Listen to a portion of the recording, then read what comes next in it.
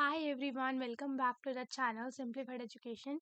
सो hope आपने physical education का part 1 देख लिया होगा, जिसमें हमने पहला, दूसरा और तीसरा यानी कि management of sporting events, sports and nutrition and children and women in sports को पूरा चैप्टर को विद इन 45 टू 50 मिनट्स हमने कंप्लीट किया था। और आज हम करने वाले हैं बाकी के चैप्टर्स एंड जो रेस्ट ऑफ द टॉपिक्स बचेंगे, जैसे कि योगा हो गया and macro micro and meso cycle, वो हम नेक्स्ट वीडियो में करेंगे। फाइन। सो सबसे पहले तो अगर आप इस चैनल पर नए हो, मेक श्योर आप इस चैनल को सब्सक्राइब कर लो, वीडियो को लाइक कर दो एंड अपने सारे फ्रेंड्स के साथ शेयर करना मत भूलना। Fine, so let's start. And ये जिसका भी कल फिजिक्स का एग्जाम है, ये वीडियोस आप एग्जाम्स के बाद देख लेना। एंड अगर आप बोलोगे तो मैं सारे पार्ट्स को कंपाइल करके एक मैराथन भी बना दूंगी। Fine, let's start with the chapter that is test and measurement in sports. तो ये जो आपका चैप्टर है, इसमें आपके बेसिकली मेन अगर मैं बोलूँ तो इसमें 3 टॉपिक्स आते हैं।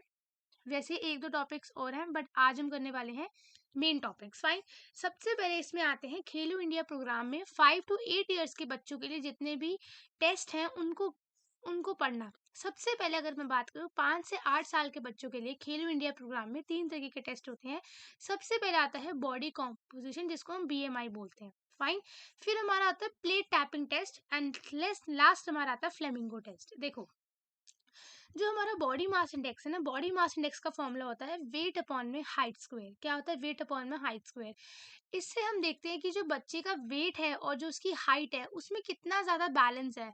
फाइन, अगर तो वेट बहुत ज़्यादा है और हाइट कम है, तो हम बोलते हैं कि वो बच्चा ओबीस है, यानी कि वो थोड़ा सा हेल्दी काइंड ऑफ कैटेगरी में है। अगर हम बोलते हैं कि हाइट बहुत ज़्यादा है और वेट बहुत ही कम है, तो वो बहुत ज़्यादा, आई कैन से, बहुत पतला है, बहुत वीक है। तो ऐसे करके ना हम मसल मास और बॉडी के फैट में डिस्ट्रीब्यूशन देखते हैं, जो कि हम बॉडी मास इंडेक्स के फॉर्मूला से कैलकुलेट करते हैं, जिसका फॉर्मूला होता है वेट अपॉन में हाइट स्क्वायर। ठीक है, जितना ज्यादा स्कोर ज्यादा होगा उतना ज्यादा बॉडी फैट होगा। तो इसमें ओबीस होता है, फैट होता है, उसके बाद बहुत सारे इसमें लेवल्स होते हैं। फाइन, अगर इसमें इक्विपमेंट की बात करें तो डेफिनेटली अगर आपने हाइट और वेट मेजर करना है तो आप क्या करोगे? आप एक फ्लैट सर्फेस लोगे, ठीक है, अब उसमें वेइंग मशीन रखोगे, stadiometer and measuring tape affixed to a wall, यानी कि आप एक हाइट मेजरिंग मशीन रखोगे, आप एक वेट मेजरिंग मशीन रखोगे और आप एक सरफेस रखोगे। That's it. आप स्कोर कैसे करोगे? हाइट का सेंटीमीटर या मिलीमीटर में लोगे, वेट को या तो किलोग्राम में या फिर आप ग्राम में लोगे, ठीक है, और नियरेस्ट डेसिमल फ्रैक्शन तक लोगे। ठीक है, आप हाइट कैसे मेजर करोगे? आप उस बंदे को बोलोगे कि आपने शूज रिमूव करे, ठीक है, शूज रिमूव करें और हैवी क्लोथिंग ना करें, यानी कि मोटे मोटे जैकेट्स नहीं पहनने। आप जो है नॉर्मल नॉर्मल जो है नॉर्मल सा एक कपड़े पहनो जो कि थोड़े से लाइट वेट हो। उसके बाद आप बोलोगे कि जितनी भी एक्सेसरीज है, यानी कि अगर घड़ी है, ठीक है, ये सब हटा दे। जो आपके अगर कोई हील व्हील पहने तो उसको रिमूव कर दे, और मेक श्योर करे कि जो आपके पैर है वो एकदम से सीधे हों और आप एकदम से स्ट्रेट खड़े हो। ठीक है, बचपन में सबने करा ही होगा, स्कूल में हमेशा से हाइट वेट टेस्ट होता ही था, तो ये आपको पता होगा। अगर मैं बोलूँ वेट कैसे मेजर करोगे, तो वेट सबको मेजर करना आता है। शूज रिमूव कर दो, हैवी क्लोथिंग मत पहनो, ठीक है, अपने क्या कहते हैं, सारी एक्सेसरीज लाइक अगर वॉच है, वॉच पहनी है, या बहुत महंगा कुछ एक्सेसरीज पहनी है, तो उसको भी आप लोग क्या कर दो? रिमूव कर दो। फाइन, सो ये होता है हमारा फर्स्ट टेस्ट, जिसको हम कहते हैं बॉडी मास इंडेक्स टेस्ट। क्या कहते हैं इसको? Body mass index test. Fine, next हमारा आता है द प्लेट टैपिंग टेस्ट। अब बॉडी मास इंडेक्स क्या क्या पता कर रहा है? बॉडी मास इंडेक्स पता कर रहा है कि मसल मास और बॉडी के फैट में कितनी ज्यादा क्या है? डिस्ट्रीब्यूशन है। कितनी ज्यादा क्या है? डिस्ट्रीब्यूशन है। फाइन, इसके बाद अगर हम देखिए सेकंड हमारा आता है the plate tapping test. Plate tapping test में क्या होता है ना, कोऑर्डिनेशन या फिर स्पीड मैटर करते हैं ऑफ द लिम्ब मूवमेंट। देखो, हमने क्या करना है इस प्लेट टैपिंग टेस्ट में, आपने एक टेबल लेना है, ठीक है, और 2 येलो डिस्क लेनी है। क्या लेनी है? एक second, let me draw this.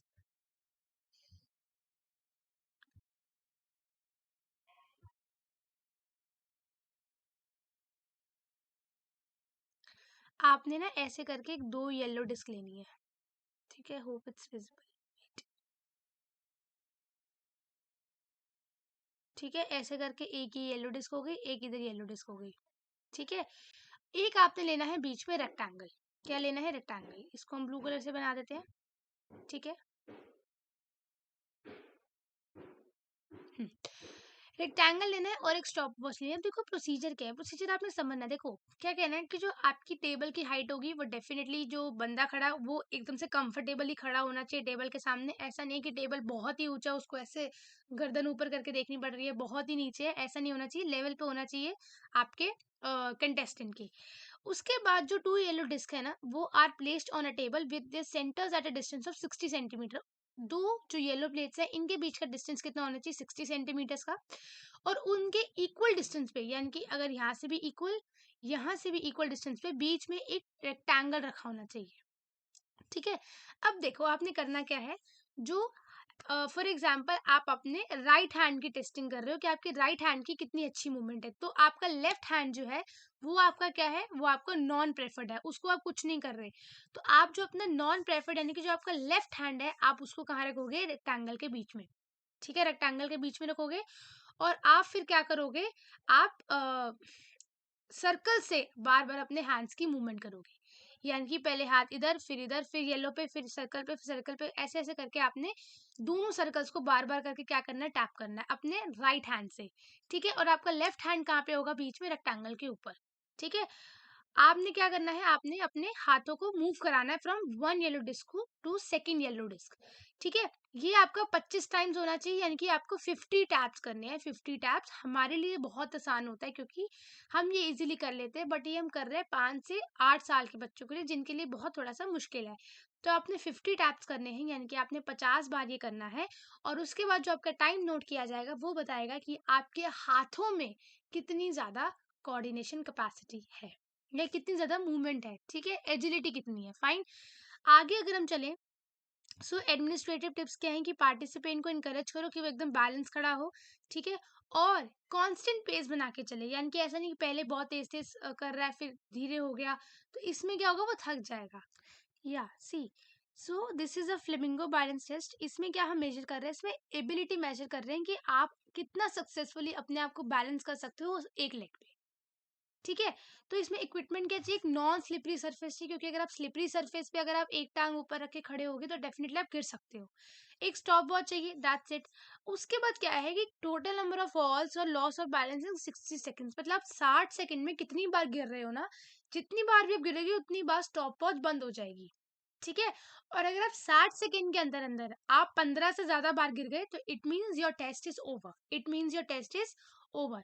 अब इसको हम परफॉर्म कैसे करेंगे, परफॉर्म करने के लिए आपको क्या करना है, सबसे पहले तो stand on a beam, maintain balance by holding the instructor hand. सबसे पहले आप जो इंस्ट्रक्टर है उसके हाथ पे अपने आप को बैलेंस करो।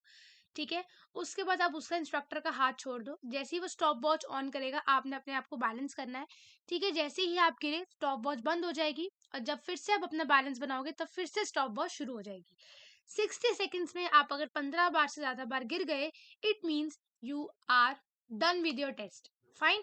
और एडमिनिस्ट्रेटिव टाइप्स क्या है इसमें, कि पार्टिसिपेंट को एनकरेज करना चाहिए कि वो एक किसी फोकस, मतलब किसी भी ऑब्जेक्ट पे फोकस करे, ताकि उनका ध्यान उनके लेग वाले मतलब बैलेंसिंग कंडीशन से उनका ध्यान हटे और वो इजीली चीजों को बैलेंस कर पाए।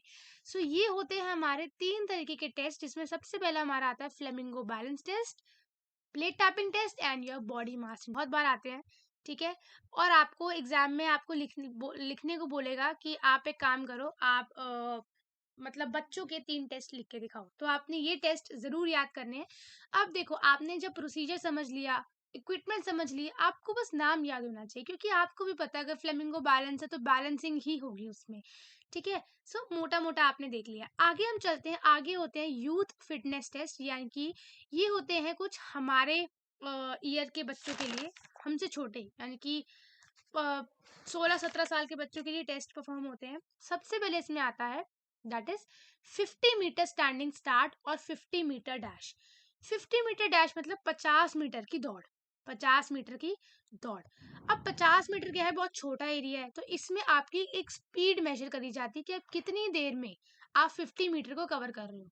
इसके लिए आपको क्या चाहिए, देखो भागने के लिए क्या चाहिए, 50 मीटर का आपको ट्रैक चाहिए और एक स्टॉप वॉच चाहिए, बस और कुछ नहीं चाहिए। प्रोसीजर क्या है, आप लाइन, जहाँ पे लाइन ड्रॉ होगी वहां पे आप खड़े होंगे। जैसे ही आपको जो इंस्ट्रक्टर है वो बोलेगा रन, वैसे ही आप भागोगे। ठीक है। और जैसे ही आप फिनिश करोगे अपनी रनिंग, वैसे ही टाइम वॉच बंद हो जाएगी। सो ये तो पता है ना यार, रनिंग कैसे होती है तो सबको पता होता है। That is a simple procedure.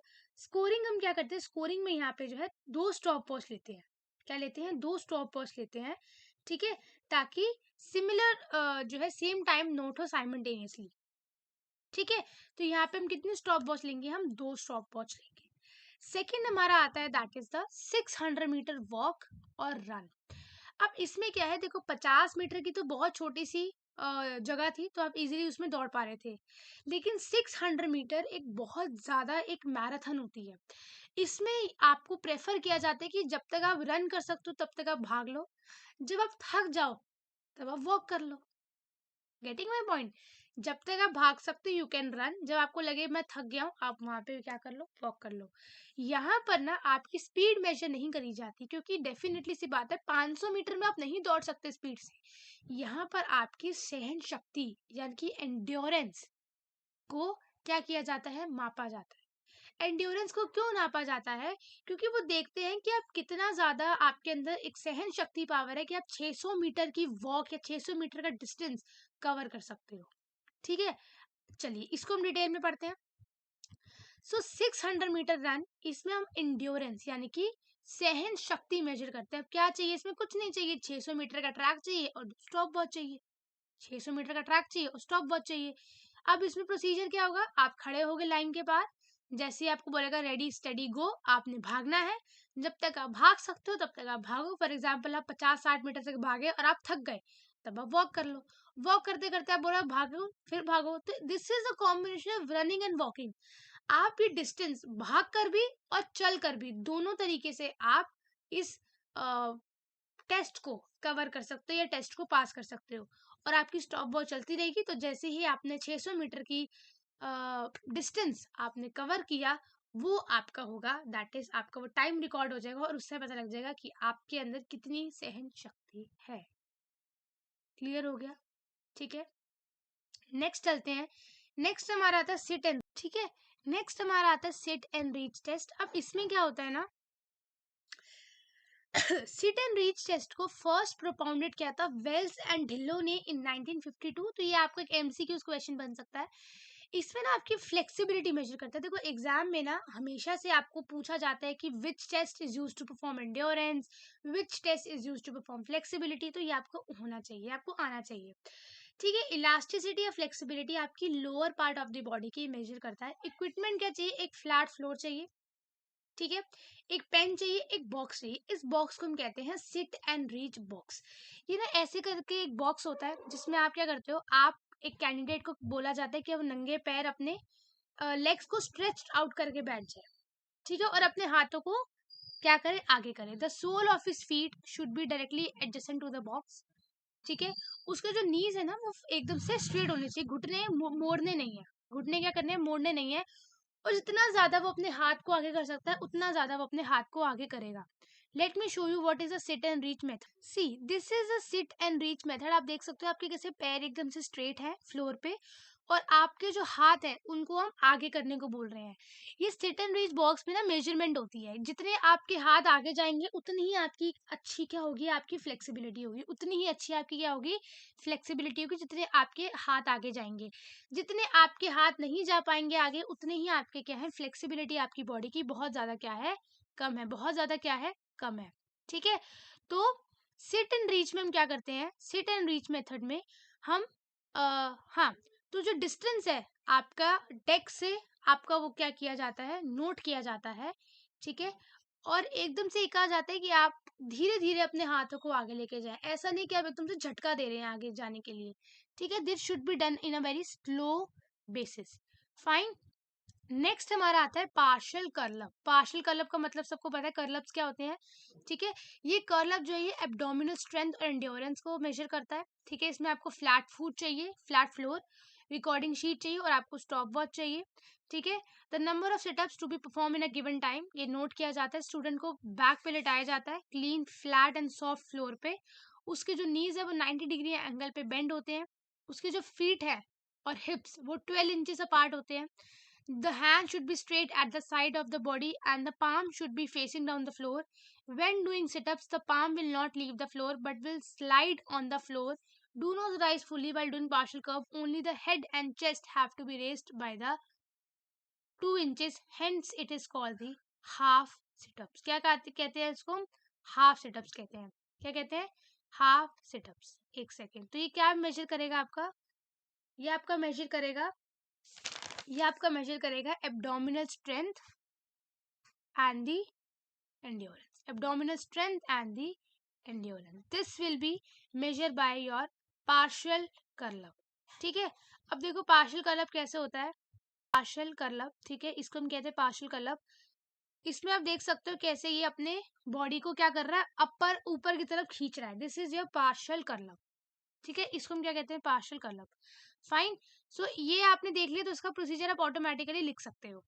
आगे अगर हम चले, आगे हमारा आता है that is your sit-ups. Pushups अपने करे हैं बचपन में क्या अभी भी करे होंगे. पुशअप्स हमारी अपर बॉडी स्ट्रेंथ को और एंड्योरेंस को क्या करता है, मापता है. इसमें भी वही चाहिए, फ्लैट सरफेस चाहिए, stop watch. This is our pushups. इसको हम बोलते हैं पुशअप. इसमें डेफिनेटली क्या होता है, आपका जो हैंड्स है वो आपके कहाँ पर होते हैं, आपके जमीन पर होते हैं, और आपकी बॉडी क्या होती है, अपर. आपकी बॉडी क्या होती है, ऊपर. ठीक है. So this is our pushups. ये हमारे क्या होते हैं, पुशअप्स होते हैं. फाइन. ये तो सबने करे ही होंगे पुशअप्स. ठीक है. उसके बाद हमारा लास्ट आता है द मॉडिफाइड पुशअप्स. क्या आता है हमारा last, the modified pushups. Modified pushups में क्या होती है, ये लड़कियों में होती है. देखो पुशअप्स हम लड़कों में करते हैं, लेकिन मॉडिफाइड पुशअप्स हम लड़कियों में देखते हैं.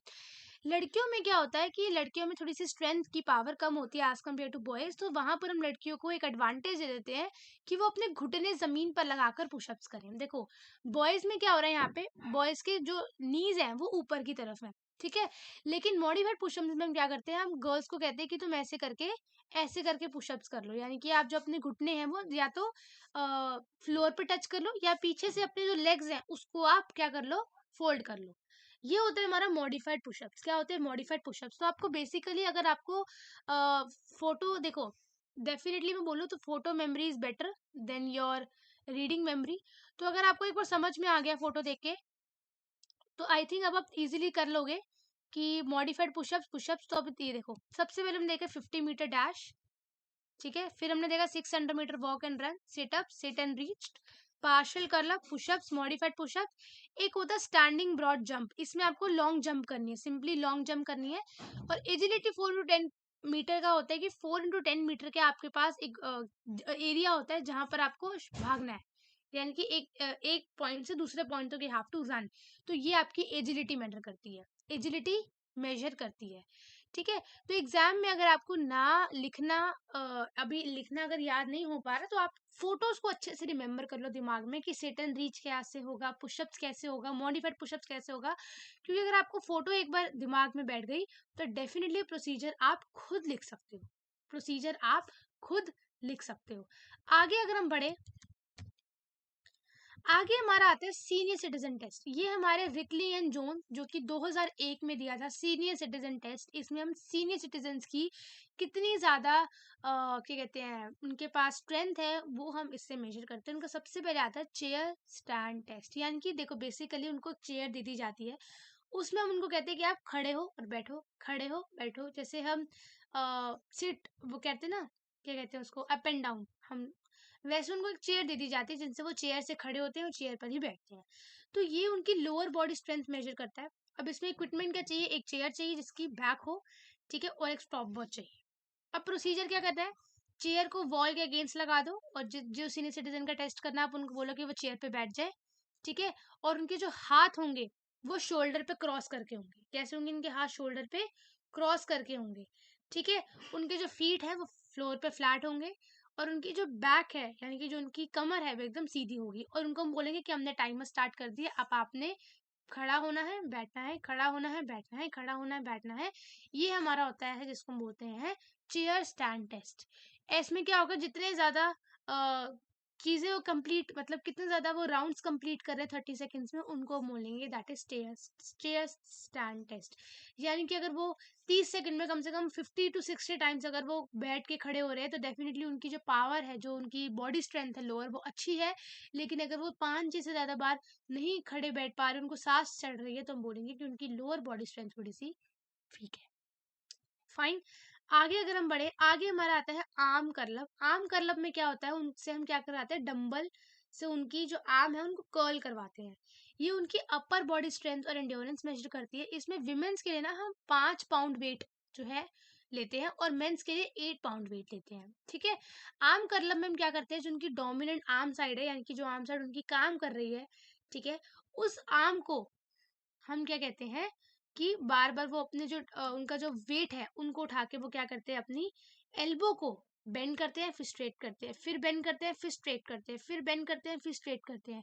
यही एक्शन वो कम से कम 30 सेकंड्स तक करते हैं और बाद में हम उनका टाइम नोट करते हैं। हम उनका क्या करते हैं, हम उनका स्कोर नोट करते हैं कि 30 सेकंड के अंदर अंदर उन्होंने कितनी बार अपने आर्म्स को क्या किया, कर्ल्स किया, अपने आर्म को कितनी बार उन्होंने कर्ल अप किया। ठीक है, ये होता है हमारा that is arm curl up test. क्या बोलते हैं इसको, हम arm curl up test.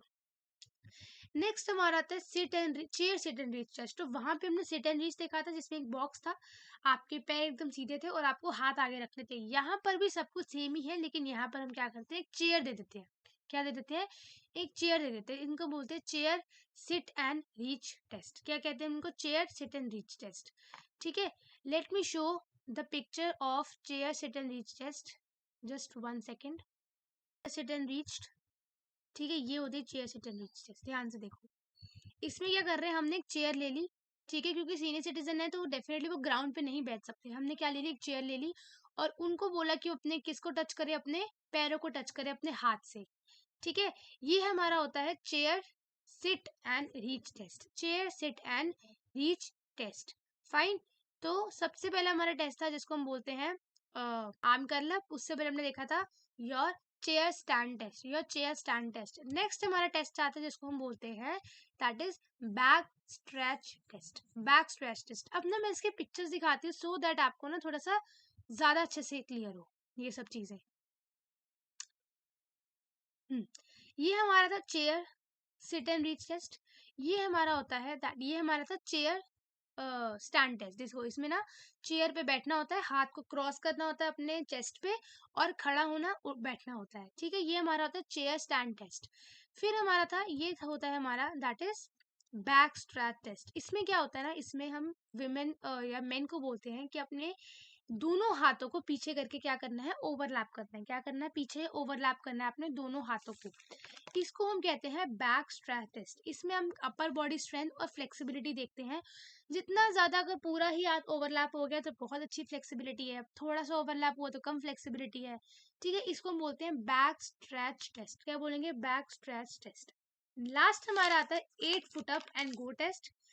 8 foot up and go test, see, ये होता है हमारा 8 foot up and go test. इसमें क्या होता है, ये एक एरिया होता है, ठीक है, place the chair next to a wall और वहां से 8 फीट की दूरी पे क्या है, आपकी चेयर है। सॉरी 8 फीट की दूरी पे आपने क्या करना है, मार्क कर देना है मार्कर से। सब्जेक्ट को जो मतलब जो सिटीजन है उसको आपने बिठा देना है और आपने गो बोलना है। गो बोलने से क्या होगा, वो वहां तक जाएगा 8 स्टेप आगे और उसके बाद वहां से घूम के वो फिर से वहीं पे बैठ जाएगा। ठीक है, this is the 8 foot up and go test. Why I am saying 8 foot up, because 8 feet की दूरी पर है। 8 फीट की दूरी पर है, इसको हम कहते हैं 8 foot up and go test, fine. And last we have this 6 minute walk. 6 minute walk में क्या होता है, आप उनको बोलते हो कि आप 6 मिनट क्या करो, वॉक करो। कितने मिनट वॉक करनी है, 6 minute they have to a walk. इसको हम बोलते हैं 6 मीटर 6 मिनट वॉक टेस्ट। क्या बोलेंगे, 6 मिनट वॉक टेस्ट। ठीक है, ये 6 मिनट वॉक टेस्ट। 6 मिनट आपने बोला कि आपको क्या करनी है, वॉक करनी है, और आप कितनी देर में कर रहे हो वो हम मेजर करेंगे इन 6 मिनट वॉक टेस्ट। तो टोटल हमने देखे chair stand test, arm curl up, chair sit and reached, back stretched, 8 foot up and go test and your 6 minute walk test.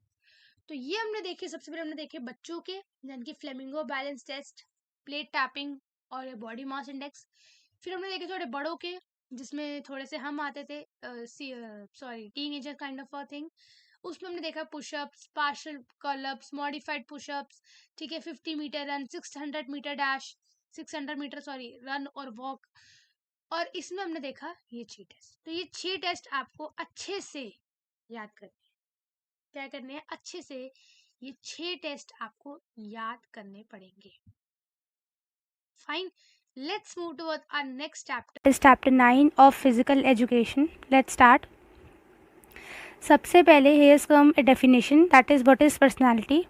तो पर्सनालिटी क्या होती है? पर्सनालिटी होती है कि एक इंसान की अंदरूनी क्षमता कि वो इंडिविजुअल अपने बाहर आउटर अपीयरेंस से कैसा दिखता है, ठीक है. आउटर अपीयरेंस के साथ साथ उसका इनर अपीयरेंस जो हम देखते हैं, जैसे कि ऑनेस्टी हो गया, जैसे कि जेलसी हो गया, जैसे कि सिंपैथी हो गया, कुछ ऐसी क्वालिटीज़ अगर एक इंसान में है तो हम बोलते हैं कि उसकी पर्सनालिटी एक होलसम पर्सनालिटी है, ठीक है.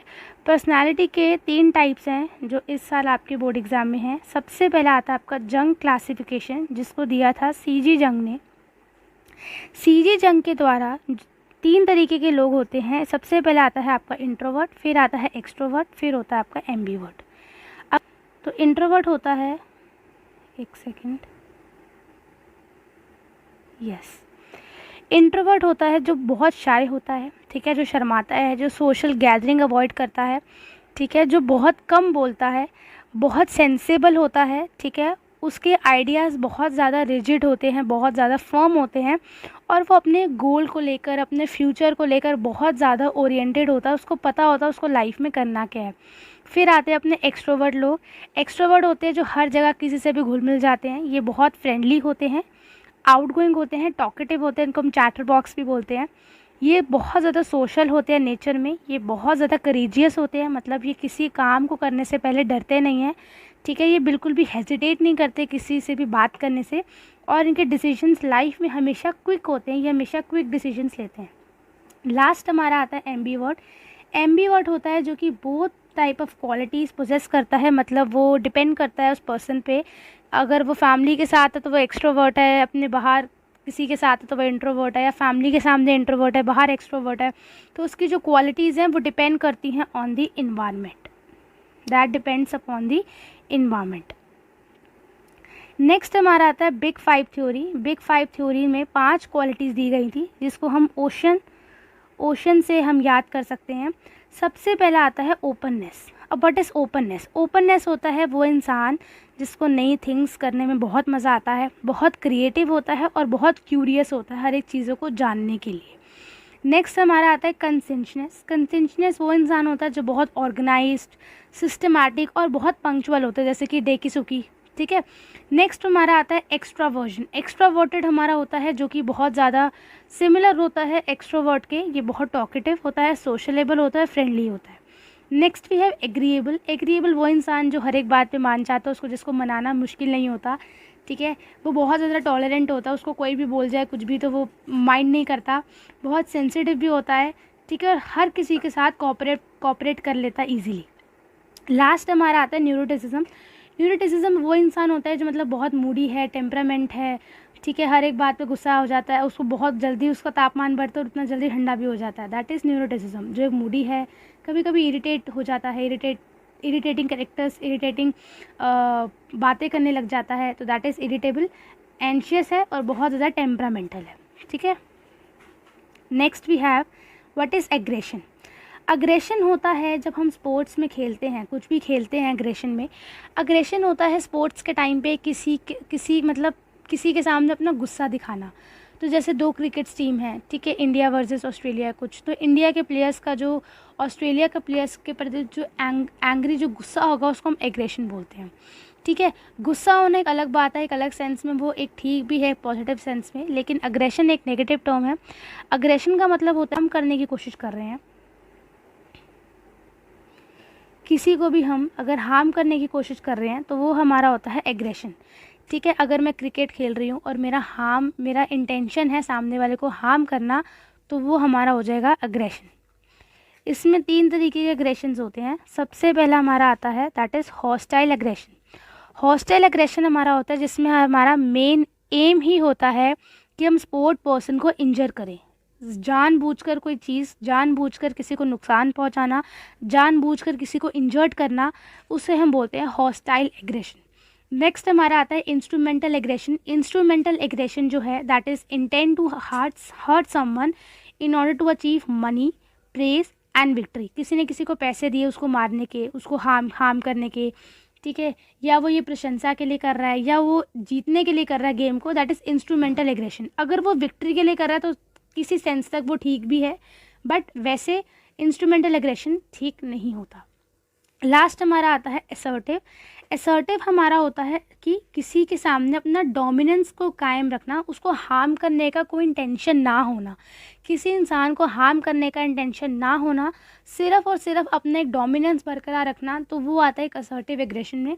अगर आपके इस डोमिनेंस से उस सामने वाले को चोट लग जाती है या सामने वाला हार्म हो जाता है, तो वो एक एक्सीडेंटल केस है और एक अनइंटेंशनल इंजरी है। वो आपने जानबूझकर वो चीज़ नहीं करी, वो आपसे गलती से हो गई आपके एग्रेशन के द्वारा, वो हमारा होता है असर्टिव एग्रेशन। फिर हमारी कुछ 4 टर्म्स आती है, जिसमें सबसे पहले आती है सेल्फ इस्टीम। सेल्फ इस्टीम हमारी होती है कि आप अपने आप को एज अ पर्सन कैसे वैल्यू करते हो और कैसे आप अपने आप को रिस्पेक्ट करते हो। आप सामने वाले से रिस्पेक्ट नहीं कर रहे, आप अपने कितनी इज्जत करते हो, अपने आप को आप कितना वैल्यू देते हो, that is self esteem. Next हमारा होता है मेंटल इमेजिनरी। मेंटल इमेजिनरी होता है कि अपने आप को उस इन्वायरमेंट में रखना, ठीक है। जैसे कि एक इंसान है जिसका अगले दिन कोई फुटबॉल मैच है, तो वो एक दिन पहले उस पूरे सिचुएशन को, उस पूरे फुटबॉल ग्राउंड को, सबको इमेजिन कर रहा है, ठीक है, और उस स्पेसिफिक एक्टिविटी को खेल रहा है अपने मन में कि अगर ऐसा होगा तो मैं क्या करूँगा, ऐसा होगा तो मैं क्या करूँगा। दैट इज़ वो अपने आप को इमेजिन कर रहा है in a environment, performing specific activity using his sense, that is sight, देखना, सुनना, स्मेल करना और फील करना। लास्ट नेक्स्ट हमारा आता है that is self talk. Self talk हमारा होता है कि आप अपने आप से कैसे बातें करते हैं, आप अपने आप से कैसे बातें करते हैं, और आप अपनी अंदर की आवाज़ को, जो आपके अंदर की आवाज़ होती है, आपकी इनर वॉइस, उस पे आप कैसे रिएक्ट करते हैं, कैसे उससे बचते हैं या कैसे उसकी सुनते हैं, वो हमारा आता है सेल्फ टॉक। लास्ट हमारा आता है गोल सेटिंग। फॉर एग्जांपल, आपने सोचा कि मैं IAS ऑफिसर बनूंगा, तो आपकी वो गोल सेटिंग क्या होगी कि आप 12th में क्या करोगे, 12th के बाद क्या करोगे, उसके बाद क्या करोगे। तो वो एक आपकी जर्नी है, वो आपके गोल्स हैं, ठीक है। उसको अचीव करने के लिए आपने कुछ प्लानिंग करी है, उसी को हम बोलते हैं गोल सेटिंग।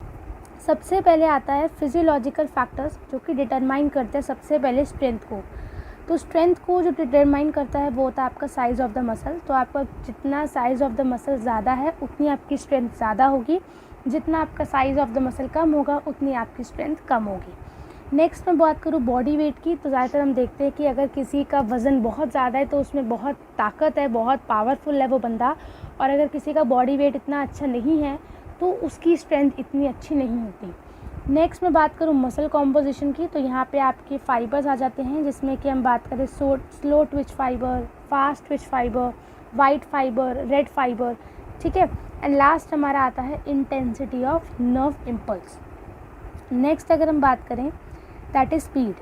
स्पीड डिपेंड करती है आपकी mobility of the nervous system, आपकी बॉडी कितनी फुर्तीली है, कितना भागती है, आपकी सेम मसल कॉम्पोजिशन पे, आपका एक्सप्लोसिव स्ट्रेंथ, आपकी स्ट्रेंथ कैसी है, और आपकी फ्लेक्सिबिलिटी पे भी आपकी स्पीड काफ़ी हद तक डिपेंड करती है। नेक्स्ट हमारा आता है एंड्योरेंस। एंड्योरेंस मतलब हमारी क्षमता, ठीक है, कितनी हमारे में टॉलरेंस कैपेसिटी है, उसको हम बोलेंगे एंड्योरेंस।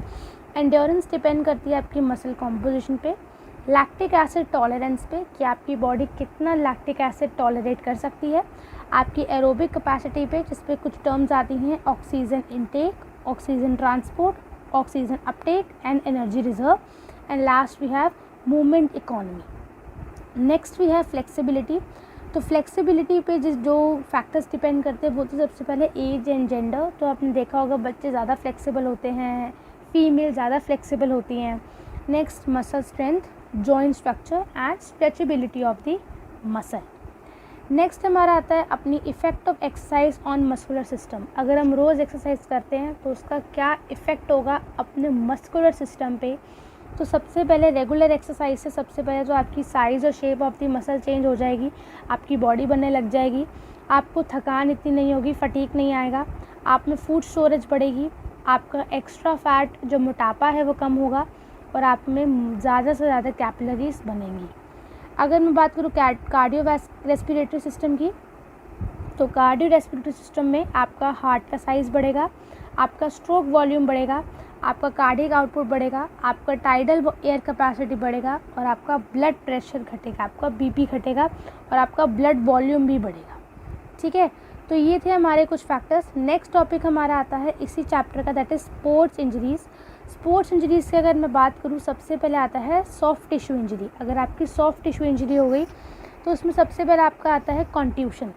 कॉन्ट्यूशन होता है आपका जिसमें आपकी ब्लड वेसल्स मसल की ब्रोक हो जाए।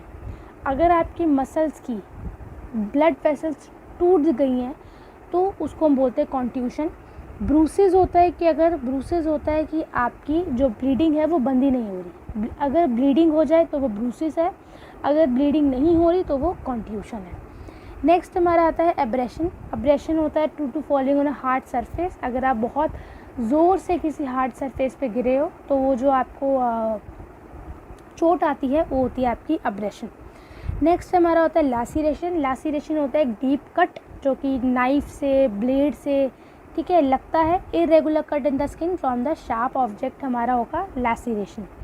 अगर मैं बात करूँ इंसिजन की, तो इंसिजन होता है अगर आप अपनी आर्टरीज और वेन्स में कट मारने लग जाएं तो वो आपका इंसिजन हो जाता है। ठीक है, स्ट्रेन की अगर मैं बात करूँ तो स्ट्रेन होती है आपकी एक टेंडन इंजरी। इसमें आपका टेंडन ट्विस्ट हो जाता है और खिंच जाता है। और स्प्रेन आपका होता है लिगामेंट इंजरी। इसमें आपकी लिगामेंट जो है वो टियर हो जाती है या ओवर स्ट्रेच हो जाती है। अब बहुत सारे बच्चे कंफ्यूज होते हैं स्ट्रेन और स्प्रेन में कि इसको कैसे याद करें, कौन टेंडन इंजरी है, कौन लिगामेंट इंजरी है। तो जैसे आप देख रहे हो कि स्ट्रेन में टी आ रहा है तो टी से आप याद रख सकते हैं कि ये टेंडन इंजरी है, और स्प्रेन में टी नहीं आ रहा तो ये एक लिगामेंट इंजरी है। ठीक है, नेक्स्ट अगर मैं बात करूँ बोन इंजरीज़, तो बोन इंजरीज़ में आपके आते हैं फ्रैक्चर्स। सबसे पहला आपका आता है सिंपल फ्रैक्चर। सिंपल फ्रैक्चर का क्या मतलब है, हड्डी तो टूट गई लेकिन कोई घाव नहीं आया।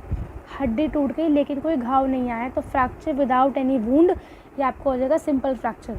नेक्स्ट अगर मैं बात करूँ कंपाउंड फ्रैक्चर, तो कंपाउंड फ्रैक्चर में हड्डी भी टूटेगी, साथ में स्किन भी डैमेज होगी, साथ में मसल भी डैमेज होगी, तो वो आपका कंपाउंड फ्रैक्चर। कॉम्प्लिकेटेड फ्रैक्चर आपके इंटरनल ऑर्गन्स को भी डैमेज करेगी। फॉर एग्जांपल अगर आपका रिब केज टूट रहा है, आपका एक एक्सीडेंट हुआ जिसमें आपका रिब केज पे असर आया, तो अगर वो रिब केज तक ही सीमित है तो वो कंपाउंड या सिंपल फ्रैक्चर हो सकता है। अगर वो लंग्स तक पहुंच जाए तो वो आपका कॉम्प्लिकेटेड फ्रैक्चर हो सकता है। नेक्स्ट हमारा आता है green stick fracture. Green stick fracture बहुत कॉमन है बच्चों में क्योंकि बच्चों की बोन्स बहुत ज़्यादा सॉफ्ट होती हैं और डेलिकेट होती हैं। नेक्स्ट हमारा आता है कम्युनिटेड फ्रैक्चर। कम्युनिटेड फ्रैक्चर हमारा होता है अगर आपकी एक हड्डी एक या तीन से ज़्यादा पीसेस में अगर टूट जाएगी तो वो आपका होगा कम्युनिटेड फ्रैक्चर। और मैं बात करूँ इम्पार्टेड फ्रैक्चर की, तो इम्पार्टेड फ्रैक्चर में क्या होता है, अगर आपकी कोई हड्डी टूटी हुई है तो वो किसी और हड्डी में जाके घुस जाएगी। तो when the end of the fracture bone enters into the another bone. Last हमारा आता है जॉइंट इंजरी। तो जॉइंट इंजरी में आपके जॉइंट्स का डिसलोकेशन होना, जैसे कि लोअर जॉ का डिसलोकेशन होना, शोल्डर जॉइंट, हिप जॉइंट और इसके नीचे है आपका रिस्ट जॉइंट, इसके नीचे आपका रिस्ट जॉइंट। तो ये है। Let's start with our next chapter, that is physical education and sports for CWS यानी कि चिल्ड्रन विद स्पेशल नीड्स। यहाँ पर ना आपको क्या करना है, आपको 3 से 4 ऑर्गेनाइजेशंस के बारे में पढ़ना है और उन्होंने क्या योगदान दिया इन बच्चों के लिए, इन बच्चों के स्पोर्ट्स के लिए। सबसे पहले हमारा आता है स्पेशल ओलंपिक भारत। मैंने क्या किया है, मैंने स्पेशल ओलंपिक भारत का सब कुछ, पैरालंपिक और डेफ ओलंपिक, क्योंकि एग्जाम में ये नोट्स मेरे हैंड रिटन है, मैंने खुद बनाए थे अपने टाइम पर। एंड मैं इस नोट्स का PDF I will provide in the description box, तो प्लीज इसको पढ़ लेना अच्छे से। Let's start with the special Olympic Bharat. देखो स्पेशल ओलंपिक भारत एक इंटरनेशनल, जिसको स्टार्ट किया था बाय यूनाइस कैनेडी श्रीवर। किसने शुरू किया था, एग्जाम में आता है, यूनाइस कैनेडी श्रीवर ने इसको शुरू किया था, जो कि कौन है, सिस्टर है किसकी, जॉन कैनेडी श्रीवर की। किसकी सिस्टर है, जॉन कैनेडी श्रीवर की। जॉन एफ कैनेडी जो कि क्या है, फॉर्मर प्रेसिडेंट है ऑफ यूएसए। तो शुरू किसने किया था आपका, यूनाइस कैनेडी श्रीवर। किसकी सिस्टर है वो, जॉन एफ कैनेडी की, जो कि क्या है, फॉर्मर प्रेसिडेंट है ऑफ यूएसए। उन्होंने कहा, उन्होंने ये बिलीव किया कि अगर हम ऐसे बच्चों को जिनको हम दिव्यांग या स्पेशल नीड्स वाले बच्चों को अगर हम इक्वल अपॉर्चुनिटीज देंगे बाकी बच्चों की तरह, तो ये बच्चे इतना ज्यादा अच्छा करेंगे कि किसी ने सोच भी नहीं सकता होगा। इन्होंने ये सोचा। तो इन्होंने ये डिसाइड करा कि हम लोग ऐसी ऑर्गेनाइजेशन बनाएंगे जिसपे हम जो बच्चे जो कि स्पेशल नीड्स से सफर कर रहे हैं, ठीक है, जो नॉर्मल नहीं है, उन बच्चों को हम क्या करेंगे, ट्रेनिंग देंगे और उनके लिए हम कंपटीशन ऑर्गेनाइज करेंगे सो दैट उनको ये ना लगे कि वो दूसरे बच्चों से थोड़े अलग है। ठीक है, इसमें बहुत सारे टाइप की डिसेबिलिटी आई थी, यानी कि कोई जो बच्चा मेंटली चैलेंज्ड है, कोई फिजिकली अगर किसी को डिसेबिलिटी है, इंटेलेक्चुअल डिसेबिलिटी है, तो ये बच्चों के लिए ये इन्होंने शुरू किया। 1987 में ये ऑर्गेनाइजेशन जो है फाउंड हुई थी स्पेशल ओलंपिक इंडिया के नाम से, लेकिन इसका नाम स्पेशल ओलंपिक भारत रख दिया गया 2001 में। तो याद रखना ये शुरू हुआ था 1987 में, लेकिन स्पेशल ओलंपिक भारत में कब नाम बदला इसका, 2001 में।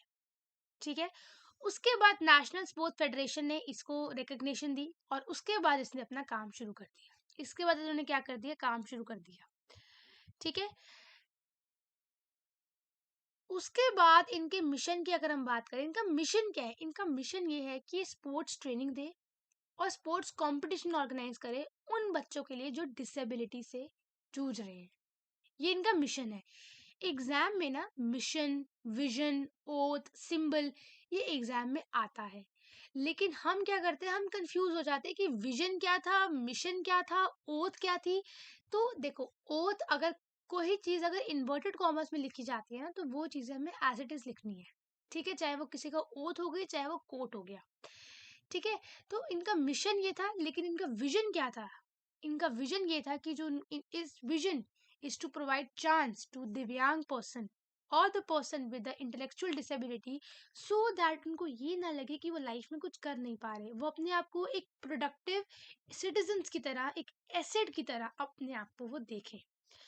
फिर इनमें एक ओथ थी, ओथ इनकी थी कि लेट मी विन, मुझे जीतने दो, लेकिन अगर मैं जीत नहीं पाया, but if I can not win let me the brave in this attempt, अगर मैं नहीं जीत पाया पर मुझे फिर भी अपना बेस्ट देने दो। अब आप एग्जाम में यही पूरा लिख के आएंगे, let me win but I can not win, let me brave in the attempt. Fine, इसके सिंबल की बात करें तो सिंबल एस से याद रखना, एस से इसका सिंबल का नाम होता है स्टिक फिगर। क्या नाम होता है इसका सिंबल का, stick figure, stick figure. Achievements की बात करें तो उन्होंने टोटल 885 एथलीट्स ने पार्टिसिपेट किया समर गेम्स में और 5 वर्ल्ड विंटर गेम्स में बिटवीन 1987 टू 2015, जिसमें से 359 ने गोल्ड मेडल जीता, 353 ने सिल्वर मेडल जीता एंड 423 ने ब्रॉन्ज मेडल जीता। So they have the big achievements record. Fine, उसके बाद बेनिफिट्स क्या थे, बेनिफिट्स ये थे कि जब बच्चों को ये ट्रेनिंग मिली तो उनकी मोटर स्किल्स बढ़ी, उनकी फिजिकल फिटनेस बढ़ी और उनमें एक आत्मविश्वास आया कि हम अलग नहीं है दुनिया से, हम भी वो सब कुछ कर सकते हैं जो एक नॉर्मल बच्चा कर सकता है। तो ये एक बहुत अच्छी बात है कि हम उन बच्चों के दिमाग में, उन बच्चों के दिल में एक ये चीज ला रहे हैं कि तुम लोग बाकी बच्चों से अलग नहीं हो, तुम भी उतने ही केपेबल हो जितने की बाकी इंडिविजुअल्स हैं। ये था हमारा, that is first the special Olympic Bharat. फिर हमारा आया था पैरालंपिक। पैरालंपिक भी इंटरनेशनल मल्टी स्पोर्ट्स इवेंट थे, लेकिन यहाँ पर जो एथलीट्स थे ये उनको देते थे जो कि मोबिलिटी से डिसेबल कर रहे हैं, एम्पुटेशन है, ब्लाइंडनेस है या उनको सेरिब्रल पैल्सी है। इनका मोटो था स्पिरिट इन मोशन। क्या था इनका मोटो, स्पिरिट इन मोशन। ठीक है, इनके सिंबल की बात करें, इनके सिंबल का जो शेप थी दैट इज अजीतो। वहां पे क्या थी, स्टिक फिगर, यहाँ पे क्या है, अजीतो। 3 कलर से बनती थी, जैसे कि हम बोलते हैं colour red, blue and the green. 3 colour से बनी है, red, blue and the green. Flag की अगर हम बात करें तो इनका फ्लैग व्हाइट कलर का होता है और बीच में क्या है, पैरालंपिक का एक डिजाइन बना हुआ है। क्या बना हुआ, डिजाइन बना हुआ है। अब उनकी ओथ तो ये थी कि let me win but if I can not let me brave in this attempt, लेकिन इनकी ओथ है बहुत बड़ी। इनकी ओथ कहती है कि in the name of all the competitions I promise that we shall take part in this Paralympic game respecting and abiding by the rules. मतलब क्या, हम इसमें पार्टिसिपेट करें तो हम सारे रूल्स एंड रेगुलेशन को फॉलो करेंगे, कोई डोपिंग, कोई ड्रग्स, किसी भी तरीके की चीटिंग नहीं करेंगे और ट्रू स्पिरिट एंड स्पोर्ट्समैनशिप की तरह हम इस गेम को खेलेंगे और इस गेम की और अपने टीम की शोभा बढ़ाएंगे। ये है इनकी ओथ। ये क्या है इनका। अब इनमें ओपनिंग सेरेमनी कैसे होती है, इनमें ओपनिंग सेरेमनी होती है, क्या करते हैं, फ्लैग कंट्री के पहले जो मतलब जो होस्ट कंट्री है, जो होस्ट कर रही है उसके कंट्री फ्लैग की होस्टिंग होती है, फिर उसी कंट्री का नेशनल एंथम बोला जाता है। नेशनल एंथम होने के बाद अनाउंसमेंट होती है कि भाई गेम्स अब ओपन हो चुके हैं, और एक पैरालंपिक फ्लेम क्या होती है, लाइटन अप हो जाती है। और उसी में जब हम गेम्स को क्लोज करते हैं तो क्लोजिंग सेरेमनी में हम क्या करते हैं, पैरालंपिक फ्लैग को हम उतार देते हैं, गेम्स को ऑफिशियली अनाउंस कर देते हैं कि गेम्स आर क्लोज्ड, एंड जो पैरालंपिक फ्लेम है उसको हम बुझा देते हैं। What's are the awards in this? Awards are the medals, हम इसमें मेडल्स प्रोवाइड करते हैं, ठीक है। और अगर डेवलपिंग फीलिंग्स की बात करें तो ये सब खेलने के बाद बच्चों में courage, determination, role model and equality, ये सारी फीलिंग्स उनके अंदर आनी शुरू हो जाती है कि we are not less than the normal people. Last हमारा आता था डेफलम्पिक। डेफलम्पिक क्या होता है, नाम से लग रहा है ये उन बच्चों के लिए होता है जो कि डेफ होते हैं, जो कि सुन नहीं सकते, ठीक है। अब देखो ऐसे में ना उनको कोई भी तरीके का मतलब मशीन लगाने की, किसी भी तरीके की मशीन लगाने की उनको रिस्ट्रिक्शन होती है। इनमें क्या होता है, अब नॉर्मली जो है जब गेम को स्टार्ट होगा या रनिंग के लिए गो बोलना होगा तो सीटी बजा देते हैं या फिर एक गन शॉट कर देते हैं। लेकिन यहाँ पर जो बच्चे हैं वो डेफ हैं, वो सुन नहीं सकते, तो यहाँ पर हम गन या हॉर्न या सीटी का हम नहीं इस्तेमाल करते, यहाँ पे हम फ्लैग्स का यूज करते हैं, ठीक है, जिससे कि पार्टिसिपेंट्स को दिख जाए कि हाँ अब हमें दौड़ना है। ये हर 4 साल बाद होती है। इसका आइडियल्स कौन सा है, पर लूडोस इक्वालिटस, ठीक है। एलिजिबिलिटी की बात करें तो आपका इसमें एलिजिबिलिटी है कि आपका जो हियरिंग लॉस है 55 डेसिबल से थोड़ा कम का होना चाहिए, ठीक है। आप एफिलिएटेड नेशनल एसोसिएशन के मेंबर होने चाहिए, और आप किसी भी तरीके की कान की मशीन नहीं लगा सकते, ठीक है। इसका सिंबल है डिजाइन बाय रॉल्फ फर्नांडिस, इसमें hand shape okay, good grade that overlap each other in a circle. The center of the eye represents the iris of the eye, and the color are the red, blue, yellow and the green. अब ये तो हमने देख लिया। अगर आपको जैसे exam में नोट आएगा कि right a note about special Olympic, Bharat, Paralympic और डेफलंपिक, तो आपने बस ये चीजें याद करनी है और कुछ नहीं करना। अगर हम ये है कि एम क्या है, हम कर क्यों रहे हैं ये सब, एम है कि हम उन बच्चों को क्या दें, अपॉर्चुनिटीज दें, ठीक है। उनको एम्पावर करें, उनका पोटेंशियल उनको दिखाएं कि तुम्हारे अंदर बहुत पोटेंशियल है, ठीक है। उनमें उनके अंदर एक फीलिंग डेवलप करें, करेज की, डिटर्मिनेशन की, रोल मॉडल की, इक्वालिटी की। उनको हम ये दिखाएं कि तुम लोग जो है बहुत कुछ कर सकते हो। ऐसा नहीं कि if you have the disability तो तुम रिस्ट्रिक्ट हो चुके हो, नहीं, you can do anything. Last हमारा आता है इंटरनेशनल पैरा ओलंपिक कमेटी। ये वो कमेटी है, जैसे हमने कमेटीज फर्स्ट चैप्टर में पढ़ी थी। कमेटीज का काम क्या होता है, कमेटीज का काम होता है कि गेम्स को ऑर्गेनाइज करना, ठीक है। इंटरनेशनल पैरालंपिक कमेटी 22 सितंबर 1989 को स्टैब्लिश हुई थी बॉन और जर्मनी में, और इसका काम क्या है, बेसिकली पैरालंपिक गेम्स को ऑर्गेनाइज करना, ठीक है, और स्पोर्ट्स अपॉर्चुनिटीज देना with an impairment from an beginner to the elite level, to the beginner to the elite level. Fine, ये हो गया हमारा chapter, that is children sports for CWSN,